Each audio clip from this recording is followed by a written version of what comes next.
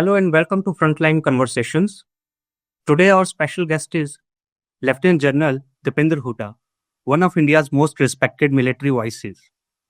With General Hooda, we discuss a debate that sits at the heart of military professionalism and secularism. In India, soldiers come from different faiths and backgrounds, and yet they are expected to function as a team in the toughest situations imaginable. How should personal faith and professional duty coexist in uniform? How does that actually function in practice? And what does faith mean in an institution where life, death, and loyalty are everyday reality? We explore these questions with Mr. Hooda not through policy but through experience. Welcome to the show, sir. Thank you so much, Ashutosh. Pleasure to be here. Thank you for joining us. Before we dive into the core issues, I would like to know your perspective on recent Supreme Court judgment in Lieutenant Sam Kamleshan's case, and what is the most significant principle that the court has reinforced with regard to faith in uniform. Ashutosh, regarding Lieutenant Kamleshan's case, I think the Supreme Court ruling is something that we who have served in the military, serving officers, those who have retired, it is something that we very instinctively understand. That your personal faith, cannot be permitted to create a distance between the officers and his troops. So if you ask me how I look at it, I look at it not as a matter of religious freedom or religious faith, but the larger issue of trust between an officer and a soldier. Look, when we look at the military, the officers occupy a very sort of special place in the hierarchy. They are leaders. They are expected to set standards. They're expected to set values and ethos.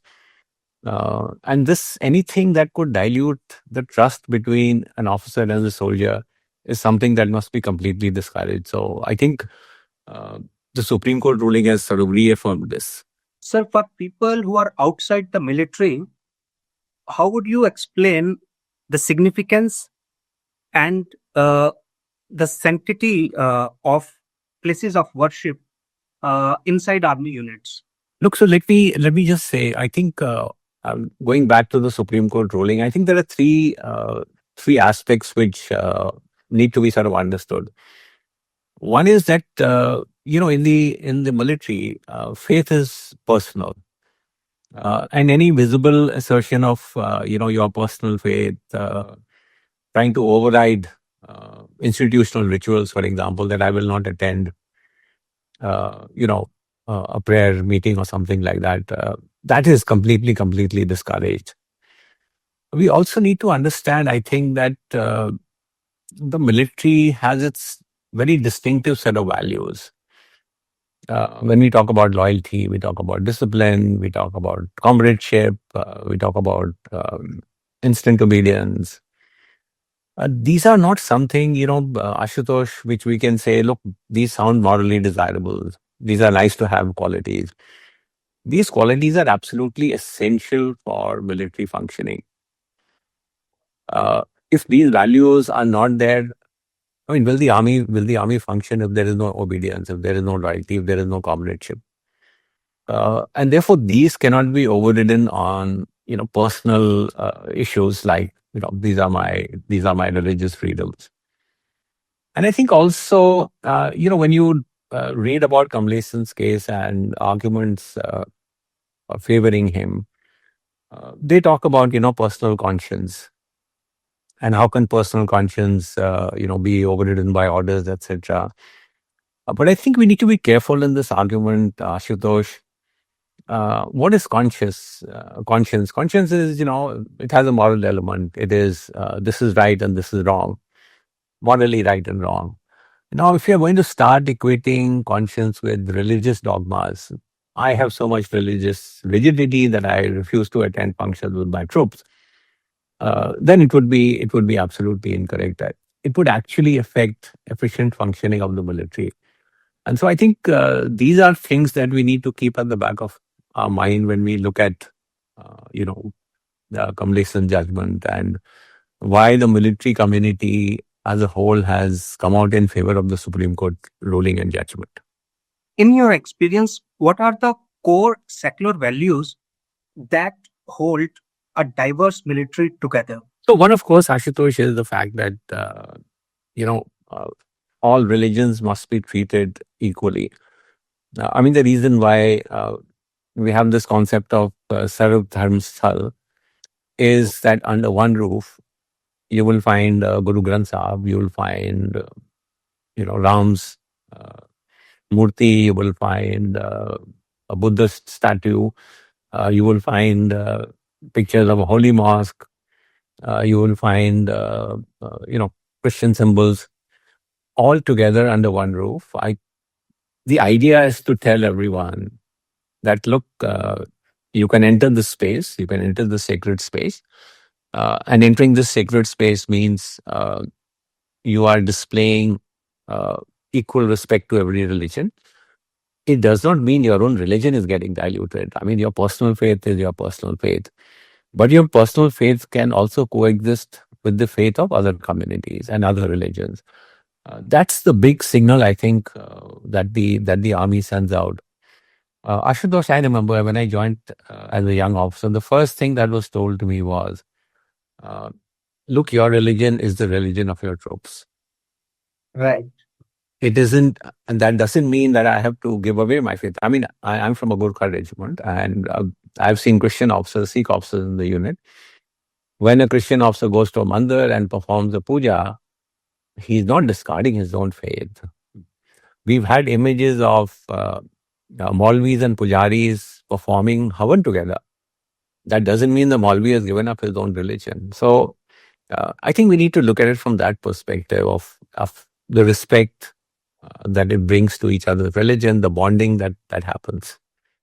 I would certainly like you to share some anecdotes with us. But before that, I would like to ask you a related question. We were talking about secular values that hold a diverse military together, and my question is: are these values tested by the societal polarization? So, Ashutosh, certainly, I mean, what we are seeing in society today is sort of, I have no doubt in saying that there is a greater polarization that is happening on religious grounds, and obviously, the soldiers all come from the society, and therefore they cannot be immune to it. Which is why, Ashutosh, that the military doubles down on its system of values. That, look, these are primary core values and core ethos that must be followed by every soldier, so that these become primary, and whatever effect of religious polarization is there is gradually over the time, over a period, is completely reduced. Ashutosh, in civil workplace, we talk about collaboration. Collaboration is important. Everybody needs to work together.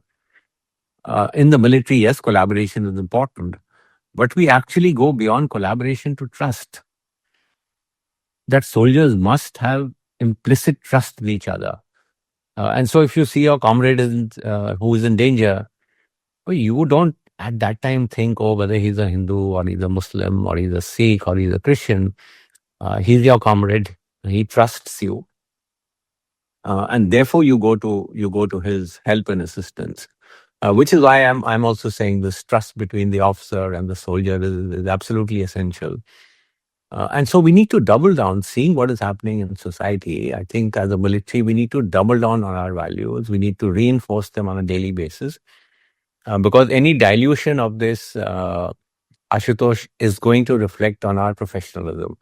And we don't want an army which is, lacking in professionalism or lacking in its duties.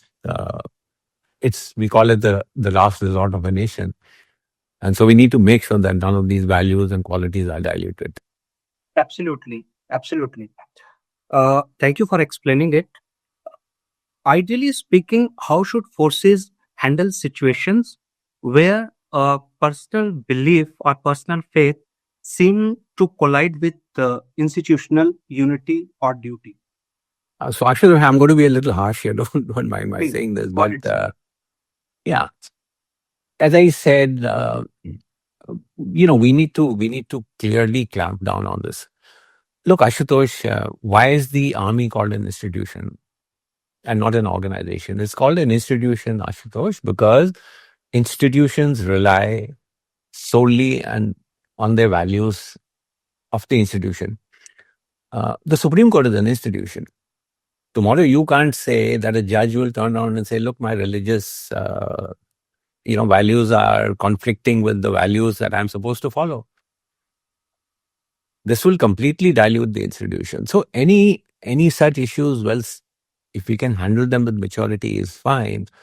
Uh, but if somebody sort of insists that these are my personal values, they are clashing with what you think, then I think he needs to leave the institution. Please find a better job somewhere else. So as I said, I may sound a little harsh, but this is something that I believe firmly that we should completely discourage. Thank you. With your permission, if you allow me, I would like to give you a hypothetical situation. I would like to ask Sure. you a question. Sure. Suppose you are in service and a young officer comes to you and he tells you that he is uncomfortable with a certain ritual in the army. How would you guide him? What would be your approach if he is uncomfortable with a certain ritual that is outside his own faith? So Ahitosh, I would try and sort of explain to him that by participating, for example, in some other religious functions, it does not mean that you are discarding your own religion. I I have seen Muslim officers going to mandars.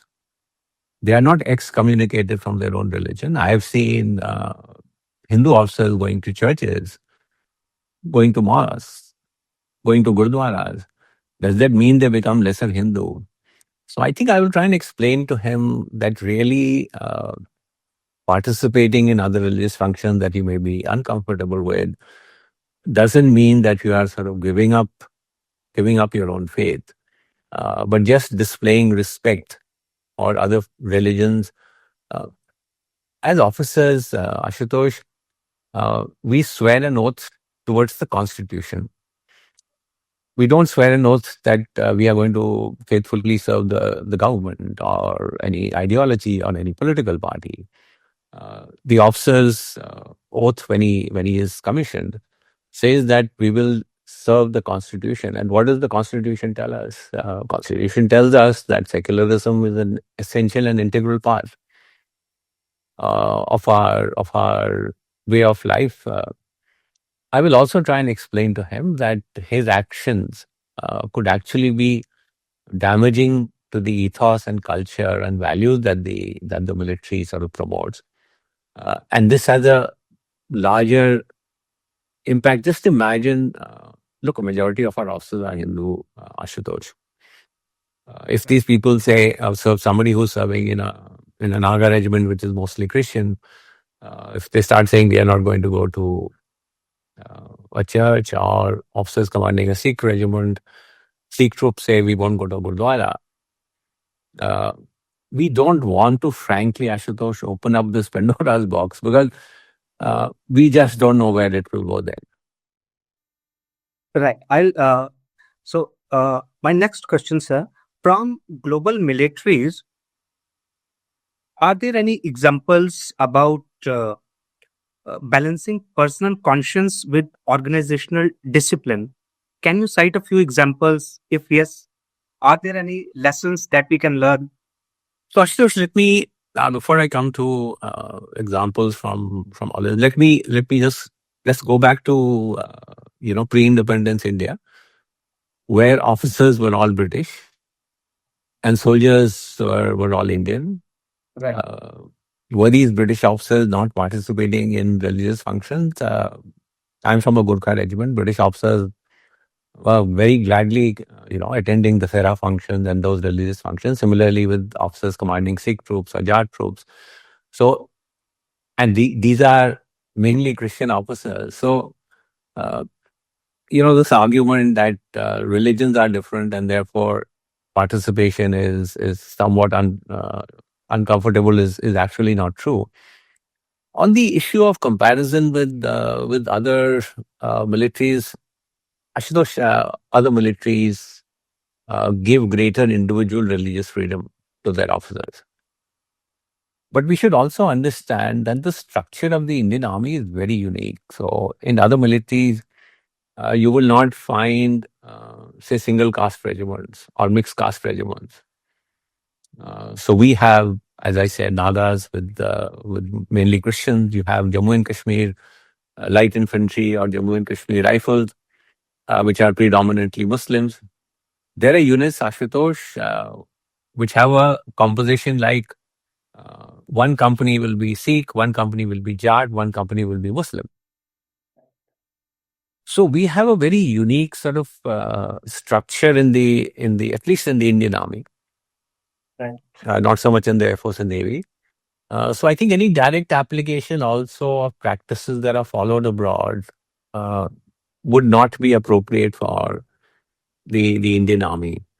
Plus, I don't see this kind of cultural religious diversity in any military, just as we have in India. And therefore, we have to find Ashutosh, our own ways, our own processes to make sure, as I said, the culture and ethos is not diluted and professionalism remains high. Right. Right. So during your service, sir, what have multi-faith traditions in army taught you about military leadership that is required for a diverse military?